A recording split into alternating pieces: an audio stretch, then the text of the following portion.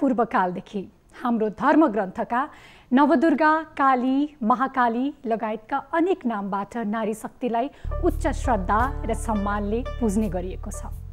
धर्मशास्त्रमा नारीलाई सृष्टिकै सर्वाधिक शक्तिशाली पनि मानिएको मात्रै छैन।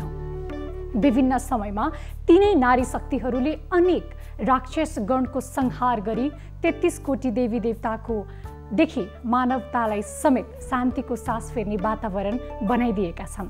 तर आज तीनै नारी शक्ति धर्म, संस्कृति र संस्कारको नाममा थिचोमिचो पर्दै आएका छन्। नारीमाथि हुने यो थिचोमिचो संसारभर नै कुनै न कुनै प्रकारले कायम नै छ। जतासुकै नारीमाथि केही न केही अन्याय र अत्याचार भएकै छन्। नेपालमा पनि नारीहरू लामो समयदेखि पछि पर्दै आएका छन् र विभिन्न समयमा समस्या भोग्दै आइरहेका छन्। यिनै नारीमाथि हुने अन्याय, अत्याचार र उत्पीडन विरुद्ध आवाज उठाउँदै उनीहरूले भोगिरहेका समस्यालाई सार्वजनिक बहसमा ल्याउँदै उनीहरूलाई न्याय दिने बाटोतर्फ लैजाने सहयात्री हो मिसन जननी जयते। हामी पीडित र समस्यामा परेका महिलाहरूको मुद्दालाई मात्र उठाउँदैनौँ, मुद्दाको आम बहससँगै समस्याको समाधान उपाय पनि खोज्ने गर्दछौँ मिसन जननी जयते कार्यक्रममा। नमस्कार, कार्यक्रममा स्वागत छ। म एनी कुँवर।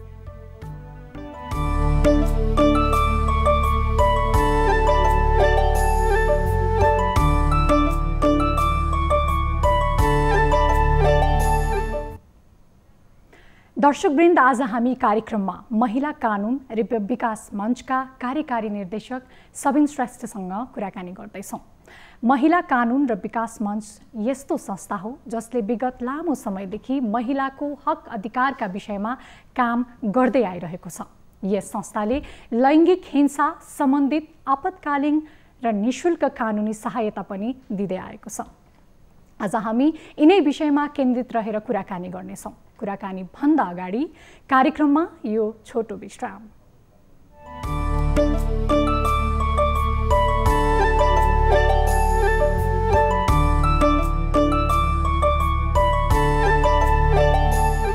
विश्रामपछि पुनः स्वागत छ दर्शकवृन्द। आज हामीसँग कुराकानी गर्नको लागि महिला कानुन र विकास मञ्चका कार्यकारी निर्देशक सबिन श्रेष्ठज्यू हाम्रो स्टुडियोमा उपस्थित भइसक्नु भएको छ।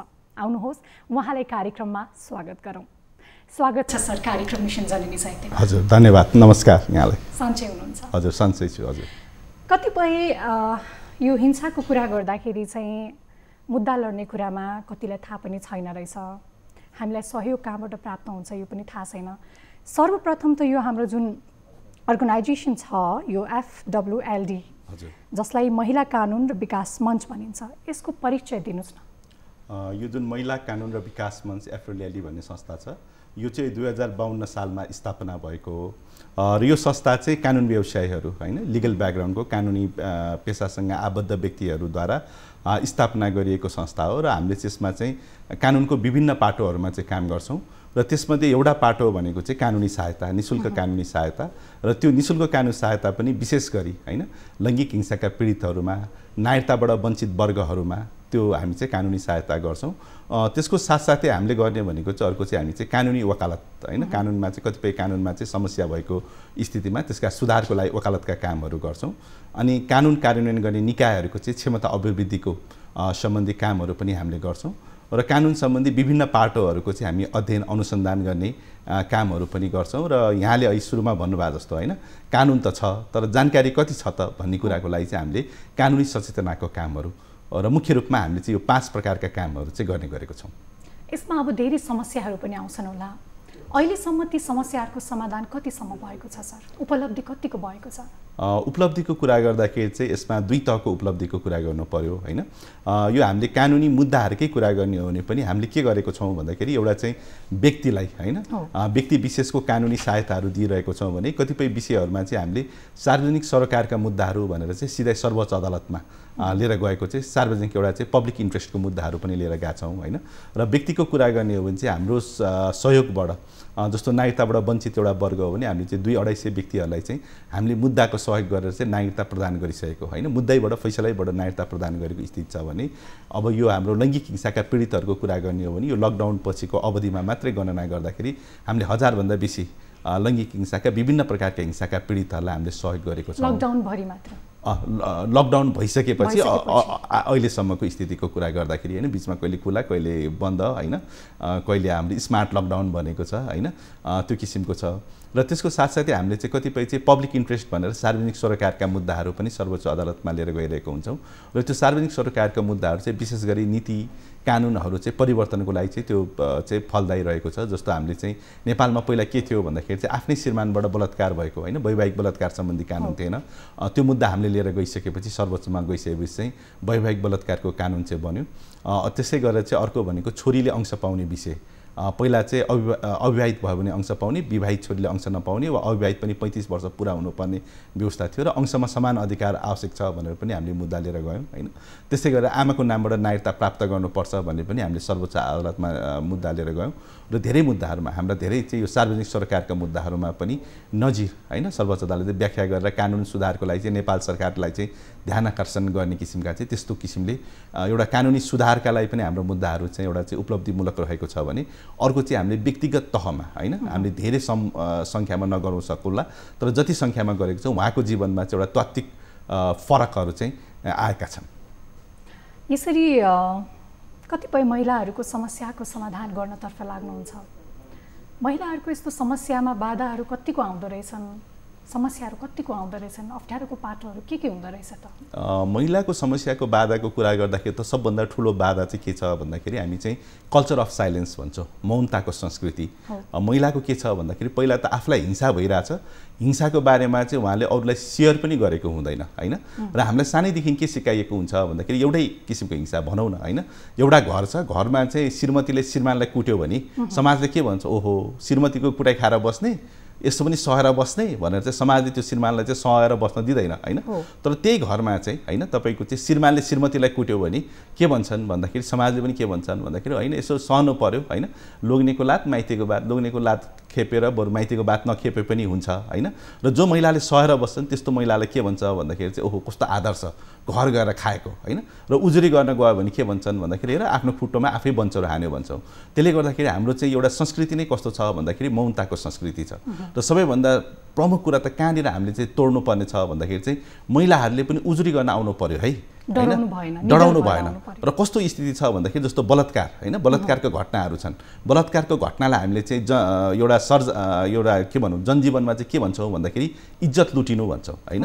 इज्जत कसको लुटिन्छ भन्दाखेरि चाहिँ पीडित महिलाको इज्जत लुटिने, पीडकको के लुटिन्छ भन्दा त के पनि छैन होइन। गोपनीयता कसको राख्नुपर्ने त भन्दाखेरि पीडित चाहिँ गोपनीयतामा बस्नुपर्ने होइन, उसको कुराहरू चाहिँ बाहिर आयो भने ऊ चाहिँ लाञ्छित हुनुपर्ने, तर पीडक के हुने भन्ने छैन। त्यसले गर्दाखेरि चाहिँ एउटा त पहिलो चरणमा एउटा समस्या कहाँनिर छ भन्दाखेरि चाहिँ यो मौनताको संस्कृतिलाई नै कसरी तोड्ने होइन। महिलाले सहने होइन, आफू परेको हिंसा बारेमा चाहिँ बोल्न पर्यो भन्ने एउटा त्यहीँनिर छ। अर्को कुरा भनेको चाहिँ आर्थिक पनि छ। यहाँ धेरै जसो कुरा हामी हेर्दाखेरि के देख्छौँ भन्दाखेरि चाहिँ होइन आर्थिक रूपमा जहाँ सम्पन्न भनेको परिवारहरूमा पनि स्रोतमाथिको चाहिँ होइन नियन्त्रण, स्रोतमाथिको निर्णयमा चाहिँ महिलाको चाहिँ भूमिका हुँदैन। र के भइरहेको हुन्छ भन्दाखेरि जस्तो घरेलु हिंसा छ होइन, हामीसँग मेकानिजमहरू छ, घरेलु हिंसाको उजुरी गर्नलाई महिला प्रहरी चौकी अथवा चाहिँ अदालतसम्म त पुगेको हुन्छ, तर त्यसपछि फर्केर कहाँ जाने त होइन, फर्केर जाने ठाउँहरू हुँदैन। त्यसले गर्दाखेरि त्यो पनि अर्को चाहिँ समस्याहरू छ होइन। र त्यसको साथसाथै अब धेरै महिलाहरूलाई किन भन्दाखेरि महिलाहरूलाई चाहिँ लामो समयसम्म बाहिरी गतिविधिबाट चाहिँ एउटा बन्देज राखेको स्थितिले गर्दाखेरि पनि कानुनहरू के छ होइन, मुद्दा गर्न कहाँ जाने भन्ने कुराहरू छ। र अर्को एउटा चाहिँ कहाँनिर पनि एउटा चाहिँ समस्या छ भन्दाखेरि तपाईँको मुद्दा लिएर गएको स्थितिमा किनभने हाम्रो अदालतमै प्रवेश गर्ने पनि महिलाहरू एकदमै कम हुनुहुन्छ होइन। महिला अदालतमा प्रवेश गरेर महिला मुद्दा लिएर गएको छ भने धेरैजनाको चासो हुन्छ कि के लिएर आयो के हो यसो होइन, केटा मान्छे आएको चाहिँ केही पनि चासो हुँदैन होइन। अहिले अलिक कम भएको छ भन्नु पर्यो, अहिले अलिक कम भइरहेको छ होइन। तर कस्तो भन्दाखेरि चाहिँ महिलाले के लिएर आयो भने चाहिँ अनि अब सबैजना चाहिँ अब अलिकति उसलाई सुझाव दिइहाल्नु न, महिला हो केही थाहा छैन कि भनेर होइन, यस्तो पो गरे हुन्थ्यो। महिलालाई पनि त आफ्नो निर्णय गर्ने त थाहा छ नि त के हो भनेर, सुझाव पायो भने त ठिकै छ। अनि फेरि सुझाव पनि कस्तो भन्दाखेरि चाहिँ तपाईँको चाहिँ कतिपय डिभोर्सको केस लिएर गएको हुन्छ होइन। अब त्यहाँ फाँटैदेखि दर्ता गर्ने फाँटैदेखि सुझाव चाहिँ कस्तो हुन्छ भन्दाखेरि किन आउनुभयो त, बरु मिलेर बसेको भए राम्रो हुन्थ्यो होइन। भनेपछि सुझावको पनि कस्तो छ भन्दाखेरि चाहिँ प्रतिशतात्मक संरचनाबाट चाहिँ त्यो सुझावहरू चाहिँ आइरहेको छ। त्यसले गर्दाखेरि चाहिँ एउटा कुरा के हो भन्दाखेरि जसरी एउटा पुरुष होइन न्यायको लागि जसरी सहज रूपमा जान सक्छ, महिलाको त्यो किसिमको सहजता छैन होइन। मुद्दा गर्ने महिला र मुद्दा गर्ने पुरुषप्रति हेर्ने समाजको दृष्टिकोणै पनि फरक छ। त्यसले गर्दाखेरि चाहिँ यो हामीले चाहिँ कसरी उहाँलाई चाहिँ प्रोत्साहित गर्ने होइन। कानुनमा हामीले अधिकारहरू त दिएको छौँ, तर त्यो अधिकारहरू नपाएको स्थितिमा चाहिँ त्यो अधिकार माग्नलाई चाहिँ हामीले कसरी सहजीकरण गर्ने भन्ने पाटोलाई पनि महत्त्वको साथ हेर्नुपर्ने स्थिति चाहिँ छ। अब पढे लेखेका अलिकति जाने बुझेका महिलाहरूलाई त सहजै होला, जो ग्रामीण भेगबाट आउनुहुन्छ उहाँहरूलाई त ओझेलमै पार्ने रहेछ नि त यो कुराले ओझेलमै पार्छ। र अर्को कुरा के भन्दाखेरि चाहिँ हाम्रा कतिपय चाहिँ कार्यविधिका चुनौतीहरू पनि छन् होइन। जस्तो मुद्दा भनेको चाहिँ आज सट्ट अदालतमा छिर्यो, भोलिपल्ट फैसला लिएर निस्किने कुरा त होइन होइन। मुद्दा भनेको के हो भन्दाखेरि चाहिँ मुद्दाले एउटा निश्चित होइन कार्यविधिहरू, निश्चित तारिखहरू होइन, फिल्महरूमा पनि हेर्नुभयो होला, तारिख हुन्छ, पेशी हुन्छ, के हुन्छ, त्यसले एउटा समय लाग्छ। त्यसले गर्दाखेरि चाहिँ महिलाहरू जब मुद्दा लिएर जान्छन् त्यहाँ कुरा हामीले के पनि हेर्नु पर्यो भन्दाखेरि त्यस्ता मुद्दाहरूमा चाहिँ अन्तरिम राहतका व्यवस्थाहरू के छन् त, अन्तरिम संरक्षणका व्यवस्थाहरू के छन् त होइन, पछि क्षतिपूर्तिका व्यवस्थाहरू के छन् होइन। घरेलु हिंसा भयो, मलाई घरबाट निकाल्यो भनेर मुद्दा लिएर गएछन्, सडकमै बस्नुपर्ने भइसक्यो होइन, त्यहाँ अन्तरिम संरक्षणात्मक व्यवस्था भएन भने त सडकमा बसेर कति वर्षसम्म मुद्दा लड्ने त, फैसला कहिलेसम्म त बस्ने त होइन। यस्तो कुनै अनुभव छ यस्तो भएको? यस्तो चाहिँ अब यो त अब हामी कहाँ त अहिले त धेरै सुधार पनि हुँदैछन् होइन। तर कस्तो समय हामीसँग चाहिँ मुद्दाहरू चाहिँ छन् भन्दाखेरि बच्चा जन्मियो होइन, बाबुले सम्बन्ध इन्कार गरेर न्वारन गराइ पाऊँ भन्ने मुद्दा होइन, महिलाले चाहिँ यो बच्चा चाहिँ बाबु कायम गरेर न्वारन गराइ पाऊँ भन्ने मुद्दा चाहिँ 24 वर्षपछि चाहिँ फैसला भएको। भनेपछि त 24 वर्षपछि अब छोरीको न्वारन गराइ पाउने हो कि छोरी पछिको चाहिँ ग्रान्ड चिल्ड्रेनको न्वारन गराइ पाउने हो होइन। तर अहिले सुधारहरू भएका छन्, सुधारहरू नभएका होइनन् होइन, सुधारहरू भएका छन्, राम्रा पनि भएका छन्। अहिले धेरै कार्यविधिमा पनि महिलालाई कसरी प्राथमिकता दिने होइन, महिलाका मुद्दाहरूमा प्रेसीमा अगाडि कसरी राख्ने होइन, कतिपय कुरा प्रेसीमा अगाडि नराखे पनि हामीले बहस गर्दाखेरि चाहिँ होइन यो चाहिँ महिलासँगको विषय हो, संवेदनशील विषय हो भनेपछि अदालतले पनि यसलाई चाहिँ प्राथमिकता दिएर हेर भन्ने त्यो किसिमका कुराहरू चाहिँ भएका छन्। तर अझ पनि के छन् भन्दाखेरि चाहिँ एउटा चाहिँ जुन किसिमले एउटा चाहिँ हामीले के हेर्न भएन भन्दाखेरि एउटा मुद्दा लिएर आउने महिला र मुद्दा लिएर आउने पुरुषको अवस्थाहरू समान छैनन् होइन। किन पनि समान छैनन् भन्दाखेरि चाहिँ विभिन्न कुराहरूले गर्दाखेरि समान छैन। एउटा अदालतमा आउनु भनेको तपाईँको अदालतमा 10 बजे आएर ल मेरो काम भयो भने 11 बजे फर्किने हुँदैन। अदालत भनेको एकचोटि आएपछि तारिख लिन तपाईँ 10 बजे आइसकेपछि 5 बजे तारिख लिएर फर्किनु पर्ने हुन्छ होइन। त्यो कुरा नै पनि के भन्दाखेरि महिला र पुरुषलाई फरक हुन्छ कि तपाईँको पुरुषको लागि दिनभरि बस्दाखेरि पनि त्यति दबाब हुँदैन, तर महिलाको भनेको चाहिँ अब मेरो बच्चाले के खायो होइन, घरमा मेरो के काम बित्यो होइन, दिनभरि बसिराख्नु पनि एउटा महिलाको लागि चाहिँ त्यो पनि एउटा चाहिँ ट्रमाटाइज हो। त्यसले गर्दाखेरि यसो हेर्दाखेरि त हामीले सबैले त्यही त गर्छौँ नि, अदालतमा 10 बजे आउँछन् होइन, 10 बजे आएपछि अर्को तारिख त 5 बजे नै दिने हो हामी भन्ने समान व्यवहार हुनसक्छ। तर त्यसको के छ भन्दाखेरि हाम्रा सामाजिक भूमिकाहरूले गर्दाखेरि चाहिँ त्यस्तै पार्ने दबावहरू जुन छ त्यो चाहिँ महिला र पुरुषमा फरक फरक किसिमले चाहिँ परिरहेको चाहिँ हुन्छ। यो दबावको समस्याको समाधान कसरी होला त सर? अब यो दबावको समस्याको समाधान कसरी होला भन्ने कुरा चाहिँ अब हामीले कसरी हाम्रा संरचनाहरू होइन हामीले के कुरालाई बुझ्नु पर्यो भन्दाखेरि चाहिँ उस्तै व्यवहार गर्नु होइन, बराबरी व्यवहार गर्नु चाहिँ समानता होइन होइन। जस्तो अहिले यो हाम्रो स्टुडियो चाहिँ हाम्रो यो चाहिँ दोस्रो वा तेस्रो तलामा भएको र भर्याङ मात्रै भएको भए हामीले चाहिँ कुनै व्हिलचेयर युजरलाई तपाईँ आउनुहोस् न होइन स्वागत छ भन्न त हामीले उस्तै त व्यवहार गर्थ्यौँ होइन। तर के हुन सक्दैन थियो भन्दाखेरि त्यो उस्तै रूपमा त्यसको प्रयोग गर्न सक्नुहुन्थ्यो कि सक्नुहुन्न थियो होइन। अहिले हामी दुईजनाले कुरा गरिरहेछौँ होइन, हाम्रो प्रोग्राम चाहिँ कोही बहिरा व्यक्तिले हेरिराख्नु भएको छ भने उहाँले यो प्रोग्रामबाट कति लाभान्वित हुनुहुन्छ त? हामीले त सबैको लागि देखाएको हो नि, हामीले बहिरा व्यक्तिको लागि यो कार्यक्रम होइन भनेको त छैनौँ नि। तर त्यो उस्तै गर्दाखेरि चाहिँ त्यसले समान रूपमा लाभान्वित हुन सक्दैन। त्यसले गर्दाखेरि महिला र पुरुषका कुराहरू गर्दा र महिलाका विषयका कुराहरू गर्दा पनि हामीले उस्तै व्यवहार गरेका छौँ, महिला र पुरुषलाई बराबरी नै व्यवहार गरेका छौँ भनेर चाहिँ त्यो समान हुन्नन्। त्यसले गर्दाखेरि के गर्नु पर्यो भन्दाखेरि चाहिँ लैङ्गिक संवेदनशील होइन, महिलाहरूले चाहिँ त्यही कुरा गर्दाखेरि के कुराले दबाब परेको छ होइन। हामीले कानुन मात्रै बनाएर भएन, कानुनहरू के गर्ने कानुनहरू भयो भन्दाखेरि पढ्ने कानुनहरू भयो, लेख्ने कानुन भयो, भाषण गर्ने यस्तो अधिकार छ भन्ने कुरा भयो। तर के नेपाली महिलाले वास्तवमै त्यो कानुनहरू अनुभूति गरेको छन् त भन्दाखेरि चाहिँ अनुभूति गर्ने कानुन बनाउनुको लागि चाहिँ त्यसको प्रयोगको लागि चाहिँ कसरी संवेदनशील लैङ्गिक संवेदनशील हिसाबले होइन महिलालाई चाहिँ एउटा चाहिँ न्याय लिन। अहिले मैले भने नि एउटा चाहिँ हाम्रो त सुरुदेखि नै ब्यारियर छ कि मौनताको संस्कृति। पुरुष हो भने एकदम सहन हुन्नै, तिमी चाहिँ जानुपर्छ भनेर धकली समाजले नै पुर्याइदिन्छ।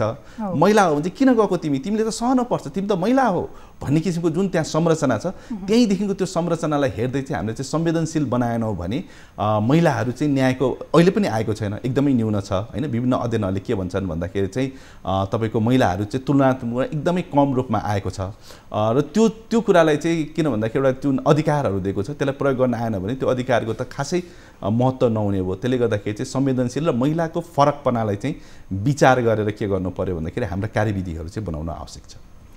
अब सर मैले यहाँलाई फेरि अघिकै प्रश्न जोडेँ, थाहा भएको महिला दिदीबहिनीहरूलाई त यो गर्नु कुनै नौलो कुरा होइन होला, कानुन छ, अधिकार छ भन्ने कुरा, तर यहाँहरूको इस्युमा त प्रायः जस्तो हेर्ने हो भने त ग्रामीण भेगमा धेरै होला जसले कानुन बुझेका पनि छैनन्, पढ्न पनि जान्दैनन्, लेख्न पनि जान्दैनन्।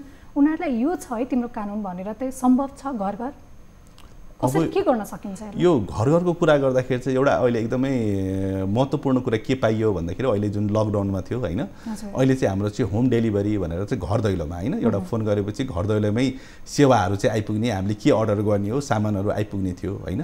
त्यसले गर्दाखेरि चाहिँ यसले चाहना गऱ्यो भने त घर घरमा पनि त सामान त आइपुग्दो रहेछ नि, पसल त जानु नपर्दो रहेछ भन्ने कुरा देखियो होइन। र हिंसाका कुराहरूमा पनि होइन, विशेष गरी जतिखेर चाहिँ लकडाउन थियो, लकडाउनको कुरा गर्दाखेरि लकडाउनको पनि त्यहाँ चाहिँ फरक असरहरू छ है। जो घरमा बन्द हुँदाखेरि चाहिँ महिलालाई त्यसले पार्ने इम्प्लिकेसन र पुरुषलाई पार्ने इम्प्लिकेसन फरक छ होइन। त्यसले गर्दाखेरि चाहिँ यस्तो अवस्थाहरूमा चाहिँ महिलाहरूले चाहिँ कतिपय स्थितिमा हामीले घर दैलोमै यो सेवा कसरी पुर्याउन सक्छौँ होइन, उहाँहरूको फोन कलबाट नै एउटा चाहिँ त्यो सेवाहरू पुग्ने वातावरण कसरी सृजना गर्न सक्छौँ।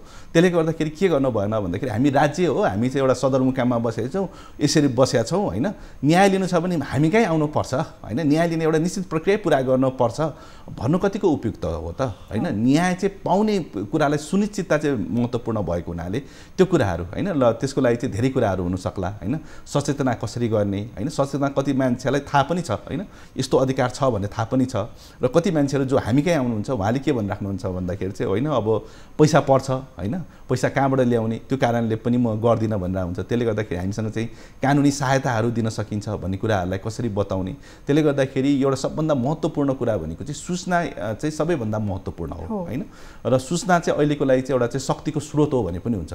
जति कुराहरू छ सूचना भइसकेपछि चाहिँ त्यो कुराले धेरै मान्छे चाहिँ सशक्त हुन्छ।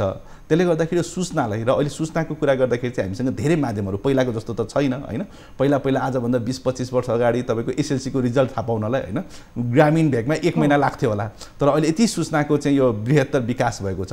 त्यो विकासलाई चाहिँ अब चाहिँ हामीले कसरी चाहिँ हामीले चाहिँ गाउँका महिलाहरूसम्म होइन, हाम्रा कति महिलाहरू शिक्षित होलान्, कति महिलाहरू चाहिँ त्यति धेरै शिक्षित नहोलान्, उहाँहरूसम्म चाहिँ त्यो सूचनाहरूका चाहिँ विभिन्न माध्यम प्रयोग गरेर हामीले त्यो सूचनाहरू प्रयोग चाहिँ पुर्याउन सक्यो भने सूचनाले नै उहाँलाई चाहिँ एउटा चाहिँ सशक्तिकरण चाहिँ गर्न सक्छ जस्तो मलाई लाग्छ। जस्तो सरले भन्नुभएको थियो अघि मात्र पनि, आजभोलि हेर्ने हो भने जो अपराधी छ, जो पीडक छ, ऊ चाहिँ खुलेआम समाजमा हिँड्छ। जो पीडित बन्नु परेको महिलाहरू छ, जो समस्यामा पर्नु भएको छ, उहाँहरूको चाहिँ अनुहार लुकाइन्छ कि हजुर। अब यो कहिलेसम्म चल्ला, यो ठिक होला नहोला या छैन भनेलाई के गर्दा होला त? किनभने हाम्रो सोचमा परिवर्तन ल्याउने हो कि समाजमा परिवर्तन ल्याउने हो कि ती परिवर्तन के हुन सक्छ, या एउटा ह्युमन नेचर भन्छ नि, मान्छेको स्वभाव पनि हुन्छ त्यो कुरा। र हामी आफै पनि यो कुराले लिएर धेरैजनाको प्रश्न आइरहन्छ कि जननी जयन्ती कार्यक्रममा पनि, कि जो साँच्चीकै अपराधी छ ऊ चाहिँ समाजमा खुलेआम हिँडेर आउँछ, उसलाई मतलबै छैन केही कुराको, न समाजदेखि डर छ न कुनै कानुनदेखि। तर एउटा पीडित महिला जसको कुनै गल्ती पनि हुँदैन उसलाई चाहिँ ढाकछोप गरेर राखिन्छ। हजुर। यसको समस्याको समाधानतर्फ तपाईँहरूको के कस्तो पहलहरूमा अगाडि बढ्नु भएको छ? हजुर, एउटा कुरा चाहिँ के हो भन्दाखेरि जुन अहिले यो गोपनीयताको व्यवस्था आएको छ होइन, विभिन्न मुद्दाहरूमा गोपनीयता कायम गर्ने व्यवस्था आएको छ, त्यो पनि हाम्रै संस्थाले चाहिँ पहिला यो गोपनीयता भन्ने कायम गरिएको थिएन र हाम्रै संस्थाले चाहिँ सर्वोच्च अदालतमा मुद्दा गरेर यो महिला कानुन र विकास मञ्च विरुद्ध यो नेपाल सरकार भएकै मुद्दामा चाहिँ यो आदेश जारी भएर चाहिँ गोपनीयता भएको हो। र अहिलेको लागि होइन, अहिले जुन हाम्रो सामाजिक संरचना छ यतिखेरको लागि चाहिँ गोपनीयता राख्न आवश्यक पनि छ, किन भन्दा कतिपय स्थितिमा पीडितलाई चाहिँ उसको चाहिँ होइन लाञ्छित गर्ने चाहिँ स्थितिहरू छ। तर तपाईँले जुन कुरा उठाइराख्नु भएको छ नि, गोपनीयताको यो जुन व्यवस्था छ वा महिलालाई चाहिँ हामीले जुन चाहिँ एउटा चाहिँ संरक्षण दिने व्यवस्था छ होइन, त्यसलाई के गर्नु भएन भन्दाखेरि चाहिँ त्यो चाहिँ एउटा स्थायी व्यवस्थाको रूपमा आउनु भएन।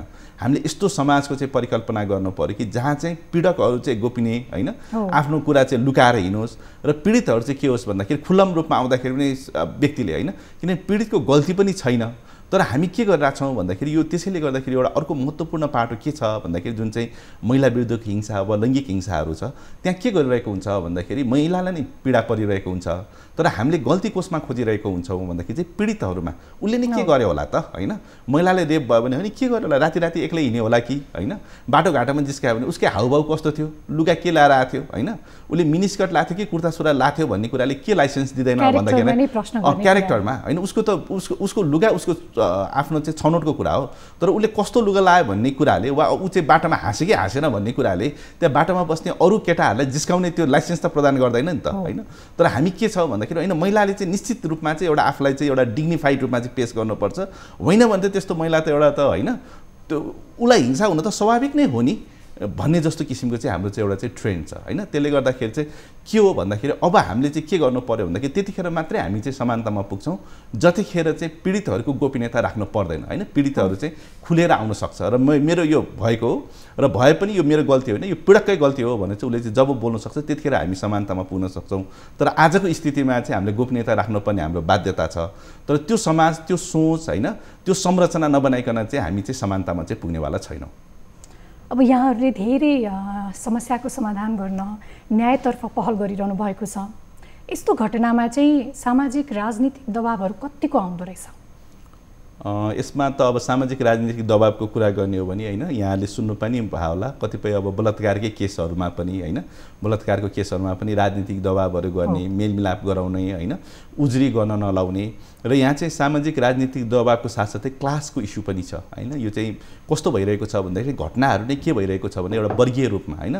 कसले कसमाथि घटना गरिरहेको छ भने यो वर्गमाथि गऱ्यो भने मैले दबाउन सक्छु होइन आर्थिक रूपमा अलिक विपन्न वर्ग होइन जातीय रूपमा जसलाई हामीले चाहिँ अलिक पछाडि पारिएको छौँ उहाँहरूको विरुद्धमा र पछि चाहिँ हामीले त्यो अलिअलि पैसा दिएर अलिक गति गरेर दबाब दिएर होइन गाउँघरमै मिलाउन सक्छौँ भन्ने किसिमका चाहिँ त्यो किसिमका चाहिँ अभ्यासहरू पनि नभएका होइनन् त्यो किसिमका अभ्यासहरू पनि छन् होइन र त्यो किसिमका चाहिँ प्रयासहरू भएका पनि छन् तर त्यसलाई हामीले चुनौतीहरू दिनु पर्यो घरेलु हिंसाकै कुरा गर्ने हो नि पनि होइन घरेलु हिंसा चाहिँ जुन चाहिँ एउटा श्रीमानले श्रीमतीलाई वा जुन घरभित्र भएको हिंसा हुन्छ त्यसमा पनि के छ भन्दाखेरि होइन यो मिलाउनु पर्छ यो मिलेर बस्नुपर्छ भन्ने कुरा गरिन्छ होइन तर कतिको मिलाउनु पर्छ त हामीले के सोच्नु पर्यो भन्दाखेरि चाहिँ जस्तो हामीसँग कस्तो केसहरू आइरहेको हुन्छ भन्दाखेरि हामी पनि मिलोस् नै भन्ने चाहन्छौँ होइन हामीका पहिलोचोटि केस आउँछन् होइन अनि श्रीमती आउँछन् कुटेर आउँछन् अनि श्रीमान बोला श्रीमान आउँछन् यस्तो भलादमी आउँछन् होइन श्रीमान त होइन हामीलाई त थाहा थियो मलाई त एकदम एकचोटिको लागि गल्ती भयो यो त कुट्न नहुने हो भनेर चाहिँ एकदम भलादमी म त अबदेखि गर्दिनँ भन्छन् होइन मिलाएर पठायो फेरि अर्को 2-3 महिनापछि फेरि आउँछन् फेरि भलादमी छ होइन फेरि मिलाएर पठायो फेरि गर्छन् त्यसले गर्दाखेरि चाहिँ हामीले के कुराहरू हेर्न पर्यो भन्दाखेरि चाहिँ मिलाउनु मात्रै विकल्प होइन होइन हामीले के गर्नु पर्यो घरेलु हिंसामा पनि हामी के गरिरहेछौँ भन्दाखेरि ल दुईजनालाई मिलाइदिउँ न त भनिरहेछौँ तर बानी सुधारौँ होइन कसरी उहाँलाई बानी सुधार्ने उहाँले चाहिँ परामर्श दिनुपर्छ कि उहाँको कहाँनिर सोचमा चाहिँ कहाँनिर चाहिँ उहाँहरूको छ होइन उहाँले किन यस्तो सोच छ आफ्नो श्रीमतीलाई कुट्न हुन्छ होइन पुरुषत्व भनेकै त्यो हो भन्ने सोच उहाँलाई कहाँबाट आयो त्यो ड्राइभिङ फ्याक्टर के हो त्यसलाई चाहिँ सुधारौँ भन्ने कुरातिर गइरहेको छैन अथवा बाटोघाटोमा चाहिँ जिस्काएको छ भने होइन महिला त कहाँ थियो महिलाले अलिक राम्रो लुगा लगायो भने हुँदैन नि तर हामी के हेरिरहेको छैन भन्दाखेरि जो जिस्काउने व्यक्तिहरू छ होइन भयभरको सबैले त जिस्काएको छैन नि जो 2-4 जना व्यक्तिहरू जिस्काइरहेको छ तिनीहरूले के कारणले जिस्काएको छ ड्राइभिङ फ्याक्टर के छ त भनेर चाहिँ हामीले चाहिँ अहिलेसम्म के गरिरहेको छौँ भन्दाखेरि महिलामाथि हिंसा भइरहेको छ र के कारणले महिलामाथि हिंसा भयो भनेर कारण पनि महिलामाथि नै खोजिरहेको छौँ कि अब यसलाई चाहिँ हामीले चाहिँ प्याराडाइम सिफ्ट गर्नु पर्यो अब के हेर्नु पर्यो भन्दाखेरि यस्ता हिंसा गर्ने व्यक्तिहरूलाई चाहिँ हिंसा गर्नको लागि चाहिँ केले चाहिँ ड्राइभ गर्दो रहेछ त होइन त्यो सम्बोधन नगर्ने जेलसम्म हामीले हिंसालाई चाहिँ गर्न सक्दैनौँ त्यसले गर्दाखेरि अब हामीले हेर्ने दृष्टिकोणहरूमा पनि परिवर्तन गर्नुपर्ने आवश्यकता छ पक्कै नै सरसँग अत्यन्त रोचक कुराकानी भइरहेको छ हामी छोटो एउटा विश्राममा जान्छौँ दर्शक महानुभावहरू अहिलेलाई पालो भएको छ छोटो विश्राम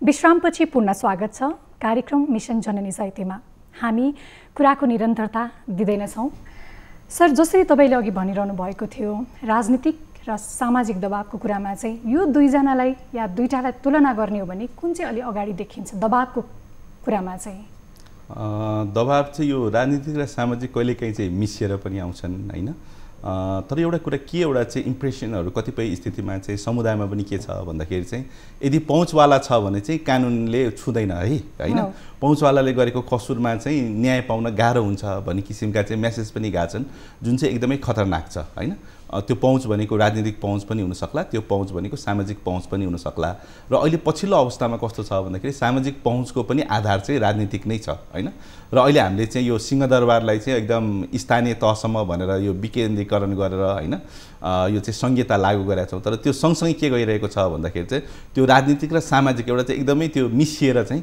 तलसम्म गइरहेको छ जस्तो लाग्छ र मुख्यतः दबावको कुरा गर्ने हो भने चाहिँ राजनीतिक अलि बढी होला होइन किनभने त्यसका चाहिँ आफ्ना एउटा आधिकारिकता पनि छ सामाजिक पनि तर चाहिँ त्यो के अरे एउटा राज्यको कार्यान्वयन गर्ने निकायमा राजनीतिक दबावले बेसी काम गर्छ तर समाजमा होइन उजुरी फिर्ता लिने वा नगर्ने के गर्ने भन्ने कुरामा चाहिँ सामाजिक दबावहरूले चाहिँ काम गरिरहेको हुन्छ यसको निराकरणहरू के कसरी गर्न सकिएला त सर यसको निराकरणको कुरा गर्दाखेरि चाहिँ एउटा चाहिँ के छ भन्दाखेरि अहिले पनि कस्तो स्थिति छ भन्दाखेरि चाहिँ हाम्रो चाहिँ समुदायहरूमा होइन गाउँठाउँहरूमा चाहिँ न्यायको कुरा गर्दाखेरि चाहिँ पीडितको न्याय होइन कि पीडकको न्याय होइन पीडकलाई चाहिँ कसरी न्याय दिने ऊ त फस्छ उसको परिवार छ होइन उसलाई चाहिँ अब एकचोटि उसले गल्ती गर्यो उसलाई चाहिँ माफी दिनु पर्यो भन्ने किसिमका चाहिँ होइन यो पीडकलाई पनि न्याय दिनुपर्छ भन्ने किसिमका अवधारणाहरू अहिले पनि छन् र एउटा कुरा के चाहिँ हामीले चाहिँ इस्टाब्लिस गर्नु पर्यो भन्दाखेरि चाहिँ महिला विरुद्धको हिंसा वा लैङ्गिक हिंसाको चाहिँ शून्य सहिष्णुता होइन अहिलेसम्म पनि के छ भन्दाखेरि होइन के भएर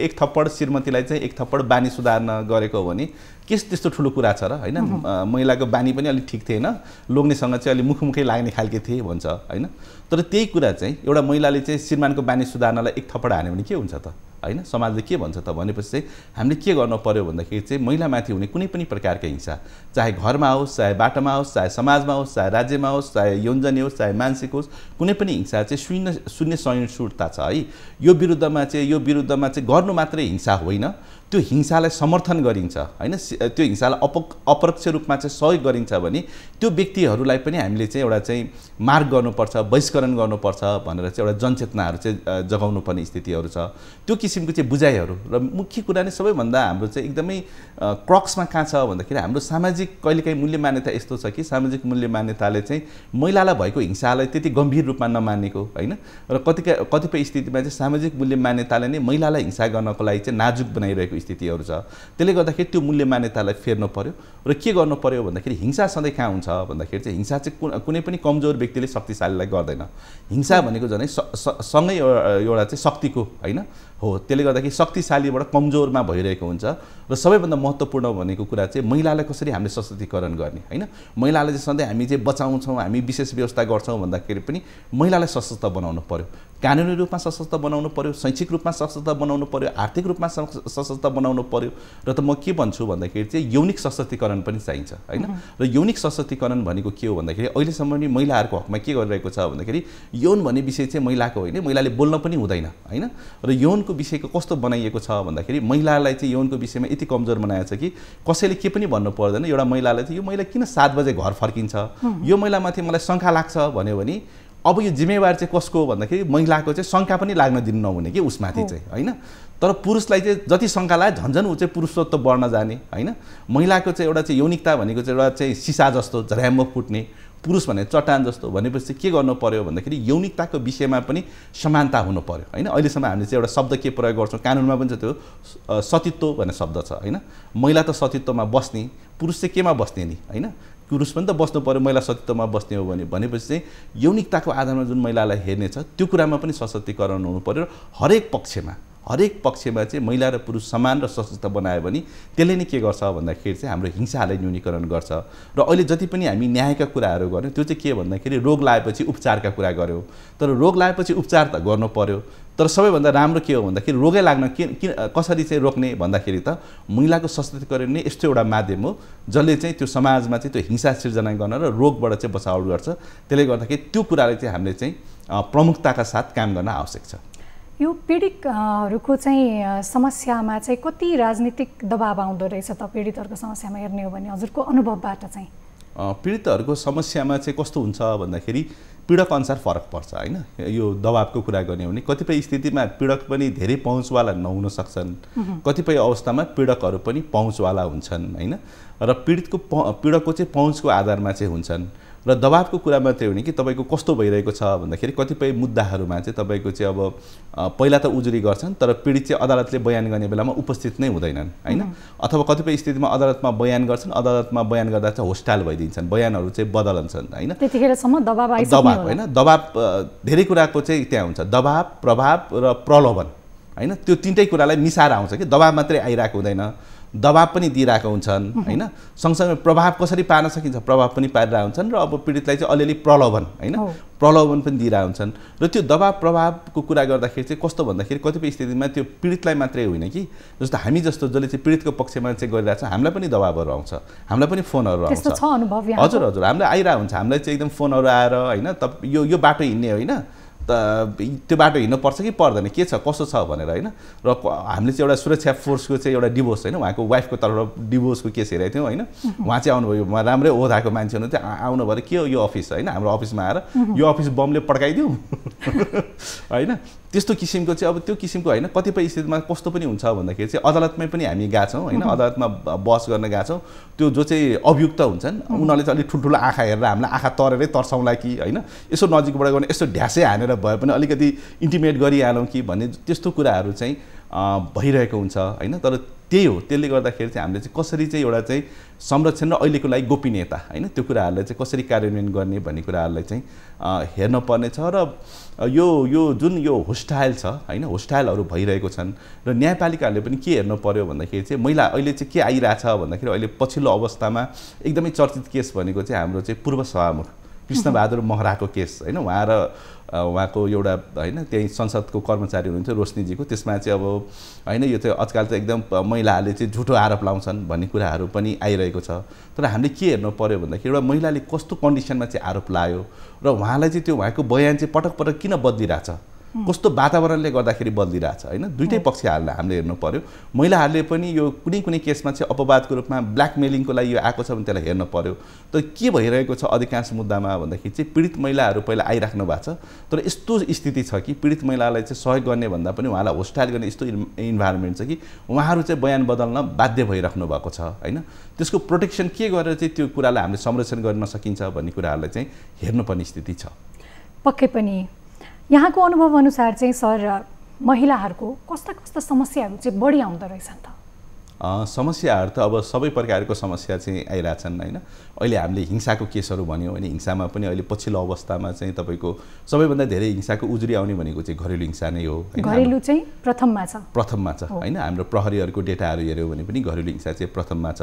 त्यसपछि चाहिँ यौनजन्य हिंसा छ हैन। यौनजन्य हिंसामा चाहिँ अहिले कस्तो भइरहेछ भन्दाखेरि त्यो रेपको केसहरू चाहिँ पछिल्लो अवस्थामा कस्तो छ भन्दाखेरि चाहिँ अब चाहिँ कम उमेरको चाहिँ बालिकाहरूमाथि भइरहेको छ। किन भन्दाखेरि पहिला चाहिँ अब वयस्क महिलाले पनि त्यति प्रतिकार गर्दैन थियो, अब चाहिँ वयस्क महिलाहरू त्यस्तो सहने खालके त छैन हैन। त्यसले गर्दाखेरि इजी टार्गेट को भइरहेछ भन्दाखेरि चाहिँ बालिका भइरहेछ। दुईटा कारणले, एउटा त फकाउनु पनि सक्ने हैन, सामान्य रूपमा फकाउनु पनि सक्ने, र घटना भइसकेपछि उजुरी पनि दिन्न भन्ने किसिमले चाहिँ त्यो भइरहेको स्थिति छ। र केही घटनाहरू तपाईँले हेर्नुभयो भने जस्तो चाहिँ हाम्रो चाहिँ सुदूरपश्चिममा भएको हैन निर्मलाको अथवा भागीरथीको घटना हेऱ्यो भने त्यो रेप पछि चाहिँ मारिदिने हैन, त्यसले गर्दाखेरि प्रमाणै मेटाइदिने भन्ने किसिमका कुराहरू पनि भइरहेको स्थितिहरू चाहिँ छ हैन।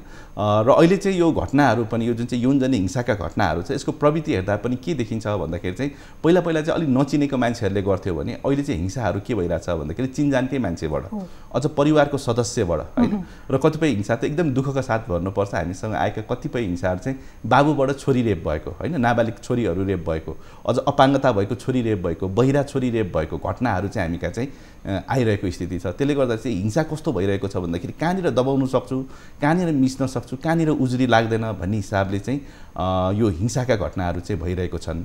र अर्को कुरा भनेको चाहिँ हाम्रो चाहिँ जस्तो सम्पत्तिका मुद्दाहरू, महिलाको मुद्दा, यो हिंसा त भइहाल्यो एउटा पाटो।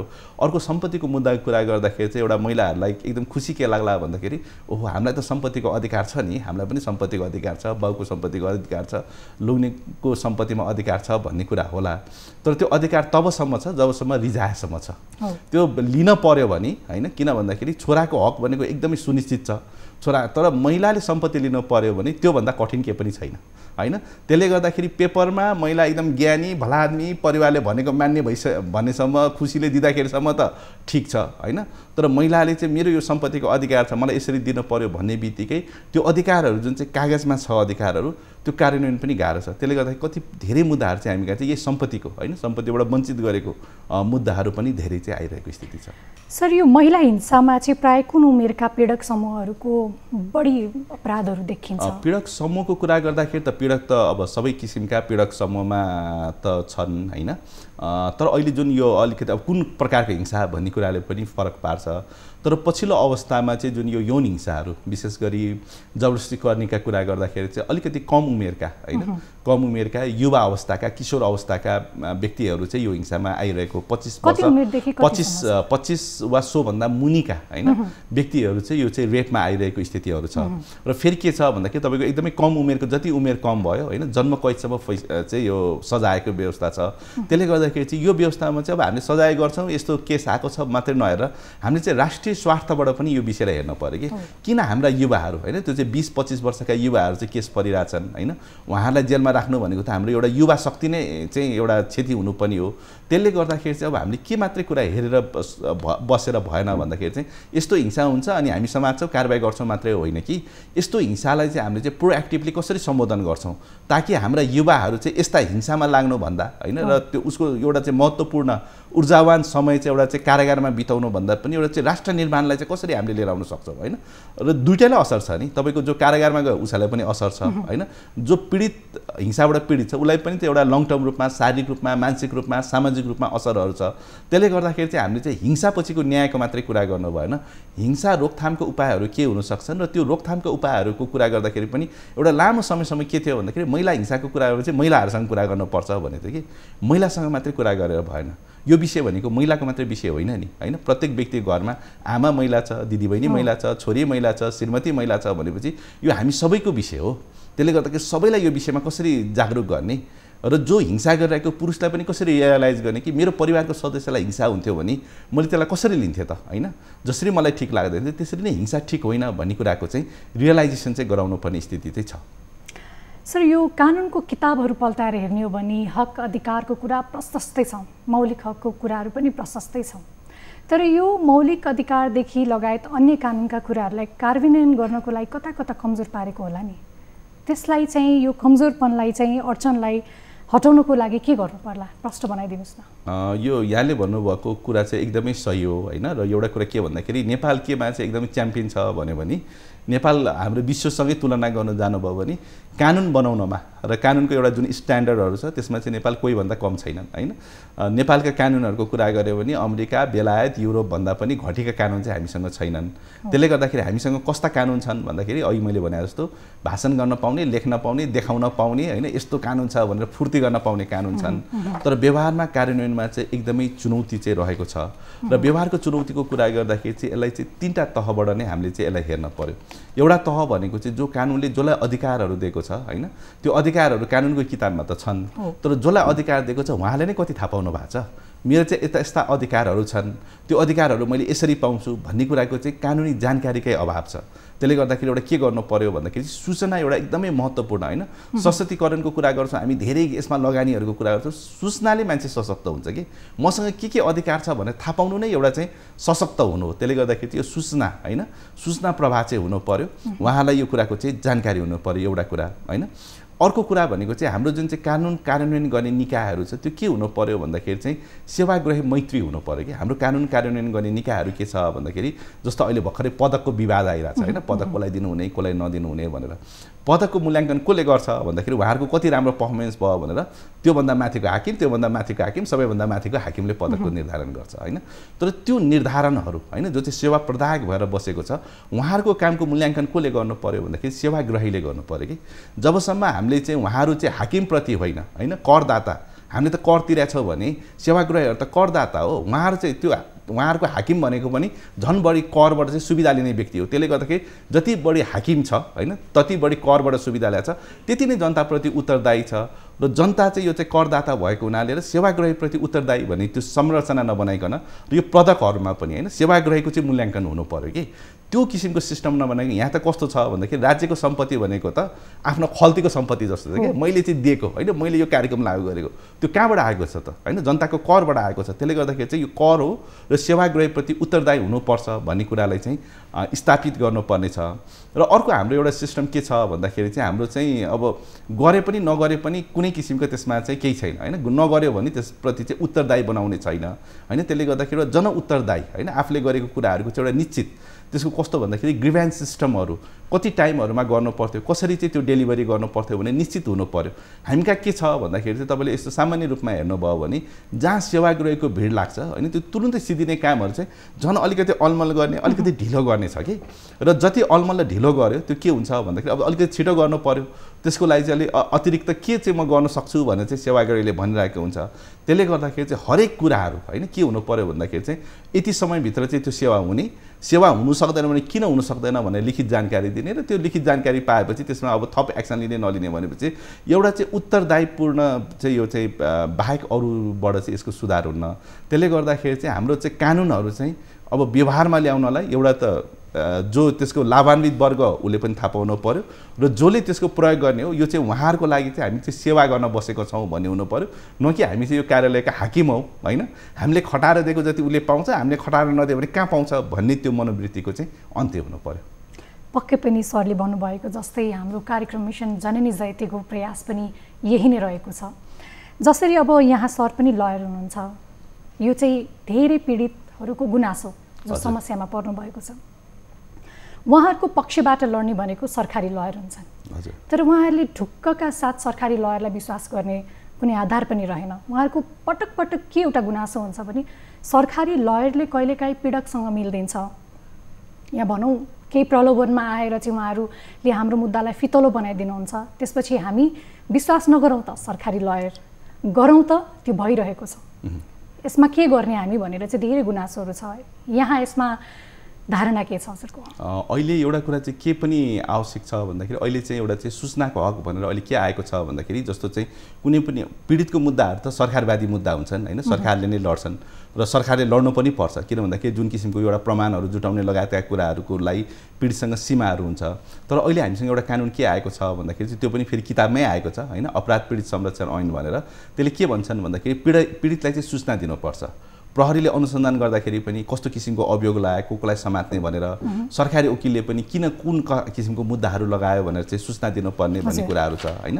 त्यसले गर्दाखेरि त्यस्तो सूचनाहरू चाहिँ कसरी लिने र अर्को कुरा भनेको चाहिँ पीडितको सरकारी वकिल चाहिँ उहाँको चाहिँ मुद्दा त सरकारीवादी भएकोले सरकारी वकिल छ, तर प्राइभेट लयरहरू पनि पीडितले के गर्न पाइन्छ भन्दाखेरि चाहिँ थप आफ्नो तर्फबाट नै लयरहरू राख्न पाइन्छ।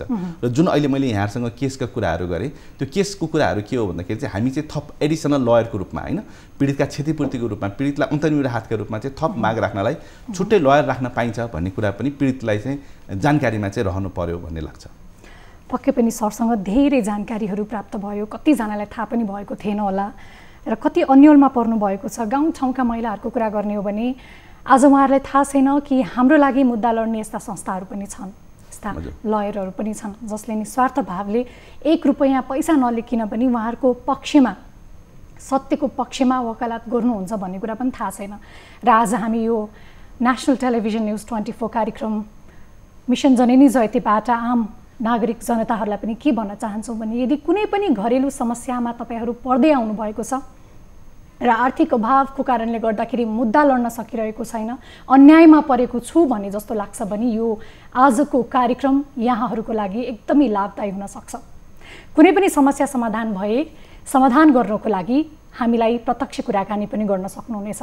धेरै जिज्ञासाहरू थियो सर, आज समयको अभावले गर्दाखेरि कति कुराकानीहरू हामीले बिचैमा छोड्नु पर्यो। अहिलेसम्मको समय साथको लागि पनि धेरै धेरै धन्यवाद र यहाँले गर्नुभएको विशेष कुराकानी पनि हाम्रो आम दर्शकहरूको लागि लाभदायी हुन सक्छ हामीले विश्वास गरेका छौँ। हजुर यो अवसरको लागि यहाँलाई पनि धेरै धेरै धन्यवाद। नमस्ते। धन्यवाद। दर्शकवृन्द, कार्यक्रमको निर्धारित समय सकिसकेको छ। आफ्नो जननीलाई यति बलियो बनाउनुहोस् कि आफ्नो हक अधिकारको बारेमा आफै बोल्न सकुन्, आफै अन्यायको विरुद्धमा लड्न सकुन्। यदि तपाईँ पनि कुनै हिंसा, समस्या र दबावमा पर्नु भएको छ भने त्यसलाई प्रष्टफुटन गर्न चाहनुहुन्छ भने हामीलाई निर्धक्क र निडर भएर सम्पर्क गर्न सक्नुहुनेछ। हामीलाई सम्पर्क गर्नको लागि हाम्रो नम्बर रहेको छ 98 513 23 030 र 98 010 88 008 मा हामीलाई सम्पर्क गर्न सक्नुहुनेछ। र जाँदा जाँदै दर्शक महानुभावहरू, कुनै पनि सूचनाहरू छ, तपाईहरूको समाजमा घटिरहेका त्यस्ता समस्याहरू छन् भने हामीलाई निर्धक्क भएर सूचनाहरू पठाउन सक्नुहुनेछ, जसमा म पनि पत्रकार नामको शीर्षकमा रहेको छ। तपाईको गाउँठाउँमा भएको सूचनाहरू तपाईले निर्धक्क र निडर भएर हामीलाई कुनै पनि समयमा पठाउन सक्नुहुनेछ, जुन हाम्रो सेगमेन्टमा रहेको छ। म पनि पत्रकार, त्यसमा तपाईको समस्यामा कुनै पनि समाजमा भएका समस्या, घटनाहरू छन्, पीडाहरू परिरहेका छन् भने हामीलाई सम्पर्क गर्न सक्नुहुनेछ।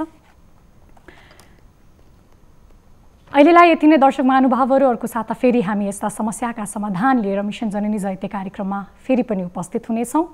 सत्य मात्रको जय होस्।